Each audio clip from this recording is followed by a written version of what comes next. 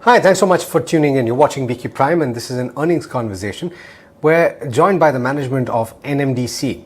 In fact, Amitava Mukherjee, the chairman and managing director, is joining in.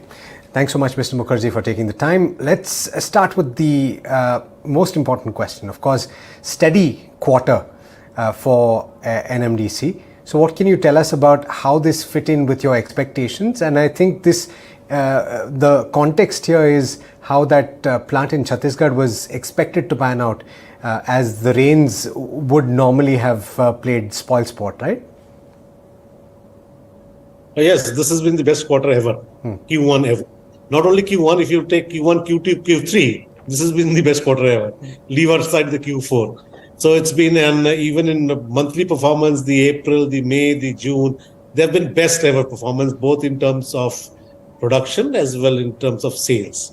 And the good thing is that the sales have outgrown the production. Right now, by end of July, our sales is more than 1 million tons in production, which is and that is why somehow we've been able to meet the margin pressures that has been there. Very substantial margin pressures that have been there. And as you know, the prices as compared to last quarter one has come down by around 20%, but our revenues and our profits have grown by more than about 10 to 14% because of this great increase in volume. And this is also in line with what we are actually targeting for this financial year, FY24, where we are targeting anything between 47 and 49. And if things go right, then we might even touch 50. So keeping that in view, I think we are on track to achieve our annual goals.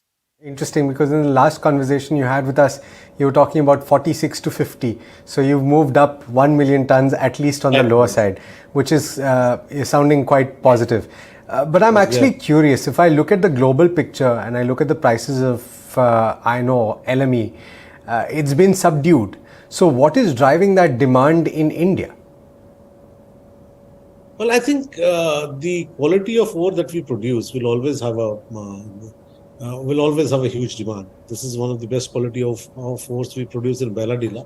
And of course, the Karnataka, the quality is slightly there, but it has a lot of local demand because there are major producers like JSW just next door, and there are several other producers.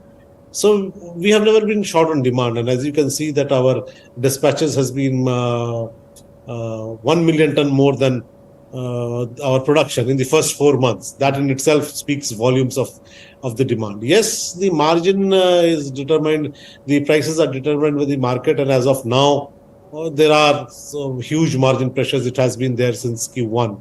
We've had to take 3 or 4 price cuts every month, small ones. And I don't see the light at the end of the tunnel in the immediate future also. So whatever we lose in terms of prices, we'll have to make up in terms of volumes. And that is exactly what we have done in Q1 and hope to carry forward in the next few quarters. So you had a bit of, I'm curious about this because I'm looking at the line item of inventories in your P&L and I see that there has been an uptick, whereas in the comparable quarter there's a deficit. Is that on the basis of something that is in the pipelines that has to be distributed? How could you explain that to me? The inventories have actually come down. Okay. If you see. It's actually come down, and that is why, as I said, I think in up to June, I think the sales were around 2 lakh tons more than 2 or 3 lakh tons more than our production. But by as of date, it is almost 1 lakh more than our production. So that's there has been a depletion of inventory. In fact, in monsoon, we could service our customers because we had a huge stock build up last year. If you see last year, so that is why, although monsoons does bring with itself huge amount of challenges, even in terms of logistics. But this year we've been able to service our customers more, even when we've been unable to produce due to the weather and due to the heavy monsoons. But there we have been able to sustain our sales volumes at least, as and when we've been able to dispatch everything. Mr. Mukherjee, I think the last price change took place on the 18th of July. Anything that has happened in the interim? No, not yet, but yes, we'll have to take a call. We'll be taking a pricing call. We normally take it once a month. And this is about the time in a couple of days or maybe 1 or 2 days we'll have to take. We are reassessing what the market is looking like right now. And then we'll take a final call in a couple of days. So realizations, I think because of that, and it's quite obvious from what you're saying, there is significant pressure, down about 20% year on year. Is that likely to fall even further? I'd like to hope that it is bottomed out, but there is, I think, huge pressures on that. Maybe a little bit marginal, maybe some sort of an adjustment might be required on the downside, but not a very significant. I don't see prices coming down very significantly lower.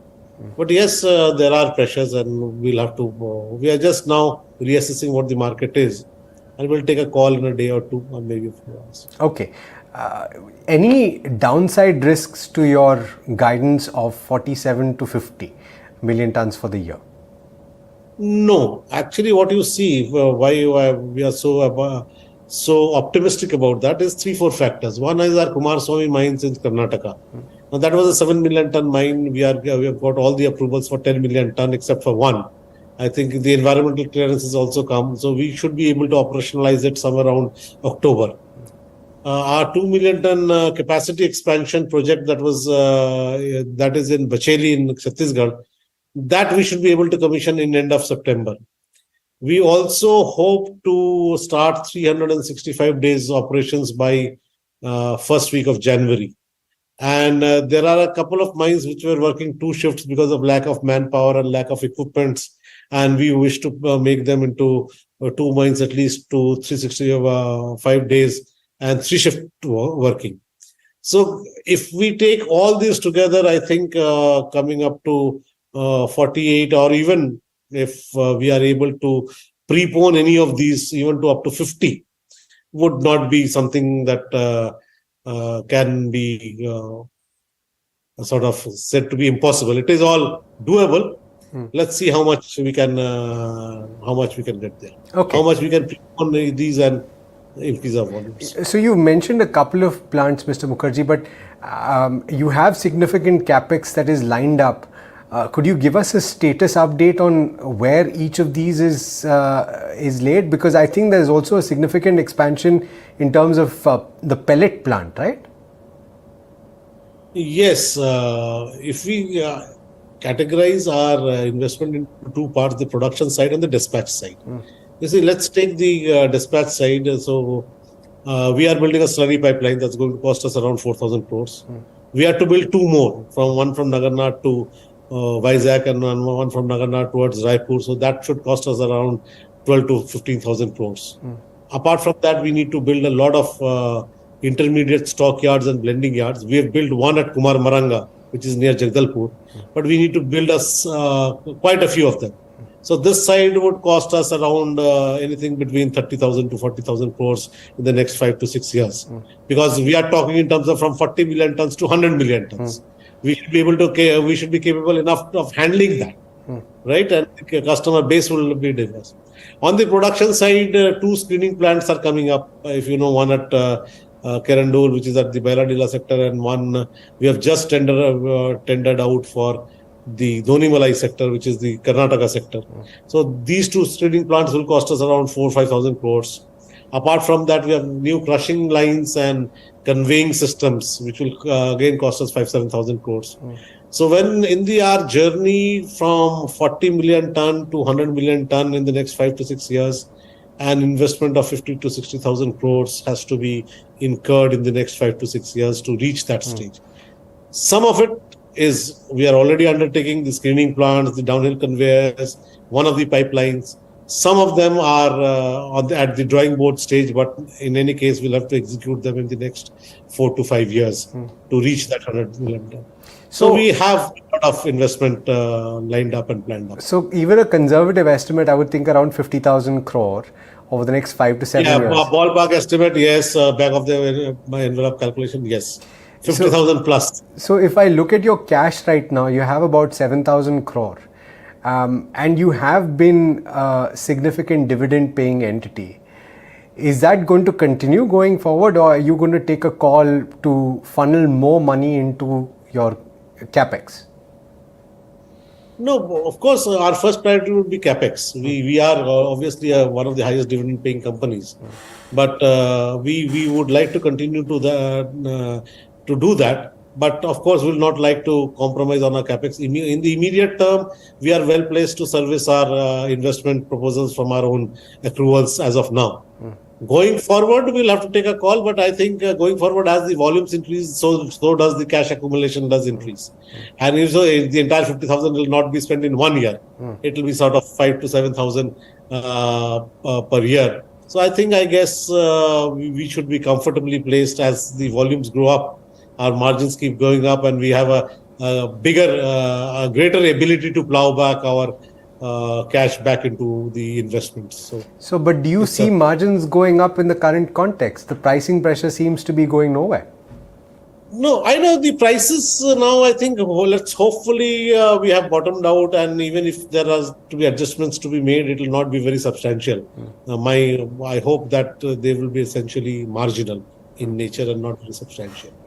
But as the volumes go up, you see, this is a fixed cost industry. Your cost per production per ton comes down very substantially. And that is what is going to sustain your EBITDA. We have current EBITDA margins of what, 40-42%, around that number.